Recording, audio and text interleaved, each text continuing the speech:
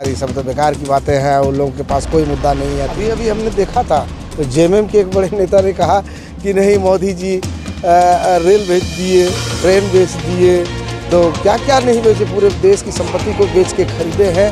ED को, CBI को, NIA को खरीदे हैं। आम जनताओं के बीच दुष्प्रचार तो बताइए, आप ही बताइए। आप मीडिया है, प्रिंट मीडिया है, आपको पता है कि ये स्वतंत्र संस्था है, ये केंद्र सरकार क्या कहते हैं संसद के द्वारा पारित किया हुआ शक्ति उसको प्रदत्त किया हुआ है। भ्रष्टाचार होगा, वहाँ भ्रष्टाचार पर अंकुश नहीं लगाएगी तो क्या करेगी ये संस्था, क्या करेगी ये, क्या करेगी आप हमको बताइए। जहाँ अत्याचार हो रहे हैं, भ्रष्टाचार हो रही है, मनी लॉन्ड्रिंग हो रहा है, देश को, राज्य को खोखला कर रही है, तो उस स्थिति में इन्हीं सारे स्वतंत्र एजेंसियों का काम है उनको धर दबोचना और न्याय देना जनताओं के लिए, राज्य के लिए, देश के लिए, यही तो काम है। और लोग कहते हैं कि नहीं खरीद के रखा, ऐसा कि आप यूपीए गठबंधन की सरकार भी थी, उन्हीं के अभी झारखंड मुक्ति मोर्चा के सुप्रीमो के हैं शिबू सोरेन जी, आदरणीय माननीय शिबू सोरेन जी, वो भी तो जेल गए। उनके समय में किनका शासन था?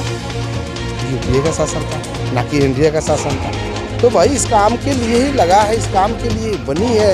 एनआई हो, ईडी हो, सीबीआई हो, तो वो काम नहीं करेगा तो क्या करेगी आप हमको बताइए तो सही। दुर्भाग्य है इस क्षेत्र की जनता को, लोग दिग्भ्रमित करने का प्रयास करें, लेकिन जनता सब जानती है कि दिग्भ्रमित होने वाला नहीं है।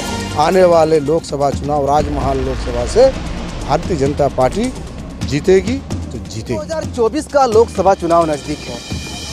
अगर हम राजमहल लोकसभा सीट की बात करें तो राजमहल लोकसभा सीट पर जो इस बार लोकसभा चुनाव होना है वो बड़ा ही दिलचस्प होना है, क्योंकि बीजेपी का इस बार दावा है कि राजमहल लोकसभा सीट उनके खाते में जाएगी। तो वहीं झारखंड मुक्ति मोर्चा का ये दावा है कि राजमहल लोकसभा सीट पहले भी उनके लिए सुरक्षित था और अब भी सुरक्षित है। वहीं अगर बीजेपी की अगर हम बात करें तो बीजेपी के जो है बरहेट विधानसभा क्षेत्र के पूर्व बीजेपी प्रत्याशी सीमन मालतो जी की अगर हम बात करें तो वो गांव-गांव जाकर के जनसंपर्क अभियान भी चला रहे हैं, लोगों के बीच जा रहे हैं, लोगों के बीच केंद्र सरकार की उपलब्धि को रख रहे हैं और उनसे बातचीत भी कर रहे हैं और उनसे जानने का ये प्रयास भी कर रहे हैं कि आखिर केंद्र सरकार का योजनाओं का लाभ उनके तक पहुंचा है या नहीं पहुंचा है। वो मेरे साथ अभी यहाँ पर मौजूद है और वो इस वक्त जो है बाकुडी पंचायत के जनसंपर्क में है। सर, सबसे पहले तो GTV भारत न्यूज़ चैनल में आपका स्वागत है। धन्यवाद। सर, आप लगातार जनसंपर्क अभियान में हैं, चुनाव भी नज़दीक है, गाँव जाकर के बीजेपी लोगों के बीच केंद्र सरकार की उपलब्धि बता रही है, क्या माहौल देखा जा रहा है जनता में? देखिए, अभी तो हम लोग जनसंपर्क अभियान में चल रहे हैं, आचार संहिता भी लागू नहीं है, क्योंकि जैसे हम लोग पार्टी के लिए ताबड़तोड़ जनसंपर्क अभियान कर रहे हैं इस क्रम में। सर, लोगों के बीच जा रहे हैं, क्या लोगों से बातचीत कर रहे हैं, क्या उनके बातचीत में ये पता चल रहा है कि केंद्र सरकार का योजनाओं का लाभ उन्हें मिला है या नहीं मिला है? यदि मिला है तो कौन कौन योजना का लाभ मिला है? बहुत सारी योजना है। आप जैसे देखिए, पहला तो हम ये कहना चाहेंगे कि माँ बहनों का जो सूरज डूबने और सूरज उगने का इंतजार करती थी, उसके लिए पूरे भारत में मोदी जी की सरकार ने शौचालय की व्यवस्था किया, इससे बहुत बड़ा राहत मिला है महिलाओं को। दूसरी ओर से किसान के लिए किसान सम्मान निधि, PM किसान सम्मान निधि का जो है साल में जो देने का है वो मिलता है, किसान इससे बहुत खुशी है। और हाँ, सवाल नवयुवकों के लिए बहुत सारी ऐसी योजनाएं चलाई हैं जिससे लोग लाभान्वित हो रहे हैं, रोजगार भी मिल रही है, चाहे केंद्र सरकार की जितनी भी रेलवे सेक्टर हो, बैंकिंग सेक्टर हो, सारे चीज़ों में मिल रही है, इसमें ही कोई दोहराए नहीं। सर, आज बाकुड़ी पंचायत में कौन कौन गाँव में जनसंपर्क अभियान चलाया, लोगों के बीच किस प्रकार का उत्साह है? बहुत अति मेरा कहने का मतलब ये है कि लोगों में उत्साह है कि हम लोग देश के प्रधानमंत्री को पुनः दोबारा बनाएंगे, फिर से मोदी सरकार लाएंगे।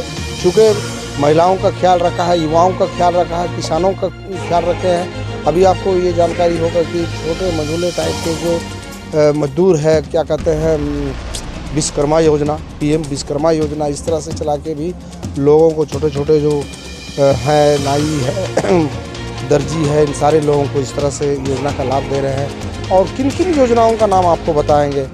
अब अभी प्रधानमंत्री आवास मिल रही है, महिलाओं के लिए समय की बचत के लिए गैस योजना, चूल्हा जो दिया गया है, क्या कहते हैं, मातृत्व वाला योजना है माताओं के लिए। उसके बाद क्या कहते हैं, ध्यान में बहुत सारे योजनाएं हैं महिलाओं के लिए जो किया गया है।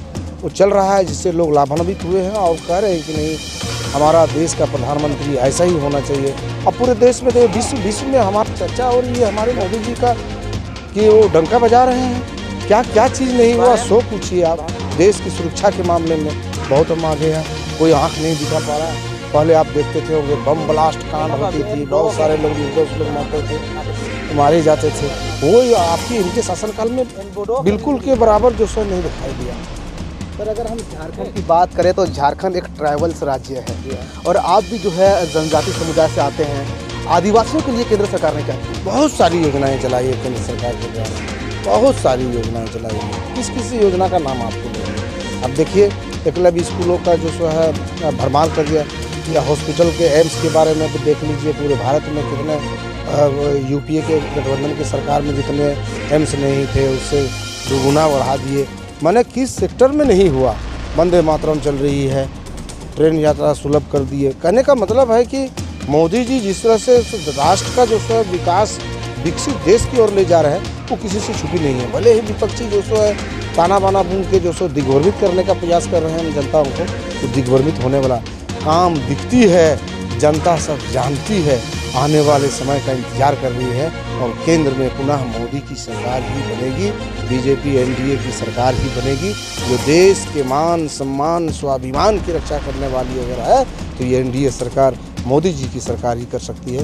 ये बाखूबी जो सो है देश की जनता जान रही है और हम लोग भी पार्टी के कार्यकर्ता हैं, हम लोग भी उसी दिशा में जनसंपर्क अभियान के तहत इन बातों से अवगत करा रहे हैं। जनता इस बात को जान रही है, कह भी रही है कि नहीं, मोदी सरकार अच्छी है।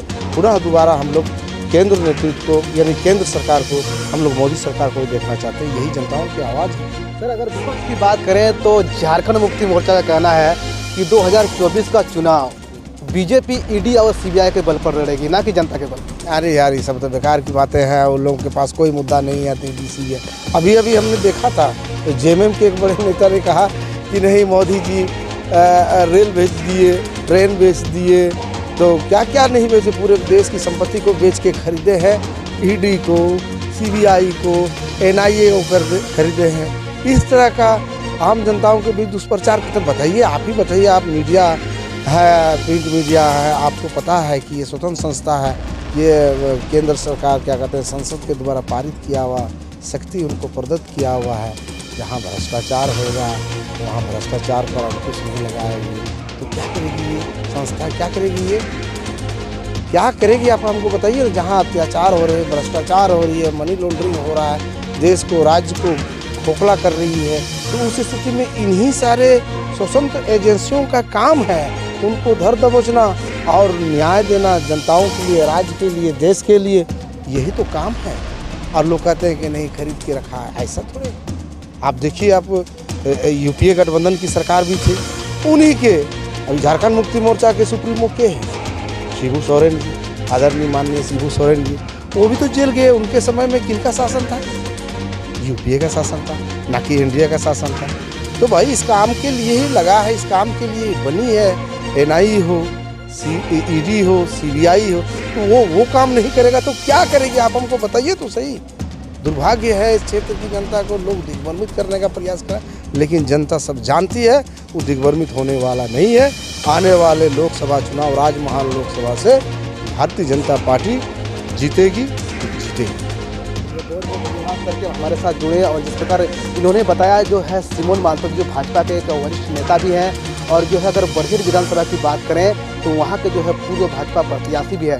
इनसे हम लोग बातचीत किए और इन्होंने बताया कि किस प्रकार इन लोग जो है गांव-गांव जाकर के लोगों के बीच केंद्र सरकार की उपलब्धि गिना रही है और उनके जन कल्याणकारी योजनाओं को भी बता रही है, ताकि आने वाले अगर 2024 की चुनाव की अगर हम बात करें तो राजमहल लोकसभा सीट भी बीजेपी के पाले में जा सके।